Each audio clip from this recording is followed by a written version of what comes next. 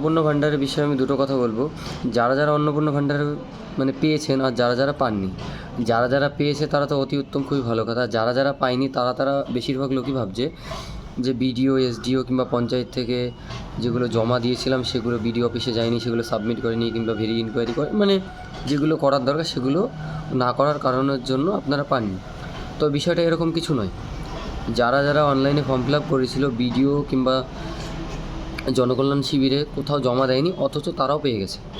বিষয়টা হচ্ছে যারা অনলাইনে ফর্ম ফিল আপ করেছে তাদের মধ্যে বেশিরভাগ মানুষ পেয়েছে, কারণ সিস্টেমটা বেশিরভাগ সিস্টেমটাই মানে অ্যাপ্রুভ বা অ্যাপ্লিকেশন যে সাবমিট হয়েছে অ্যাপ্রুভগুলো সব এআইয়ের মাধ্যমে হয়েছে।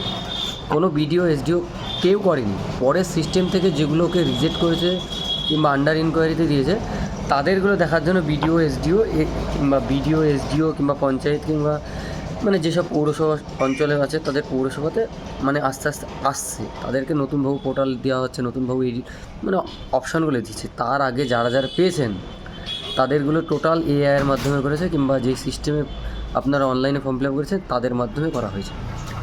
তাই বোঝা গেল আশা করছি। তাই আপনারা যারা করেছেন অনলাইনে তারাই বেশিরভাগ পেয়েছেন, আর যারা পাননি তারাও পাবেন। ইনকোয়ারি হবে, বাড়ি এসে ইনকোয়ারি করে তারপরে আপনাদেরকে দেবে। এটা হচ্ছে মেন টপিক। যারা সত্যি কথা বলেছে, হ্যাঁ 3টে বেডরুম আছে, তাদেরগুলো এআই সিস্টেমের মাধ্যমে যেগুলো আপনি ফট করে ইয়েস করেছেন সেগুলোতে আপনাকে এক সাইডে রেখেছে, আপনাকে বাছাই করে নিয়েছে। আর যারা মিথ্যা বলে ফর্ম ফিল আপ করেছে, অ্যাপ্লিকেশন করেছে, তাদেরগুলো অটোমেটিক এআই সঠিক ভেবে নিয়েছে। এই হচ্ছে ব্যাপার।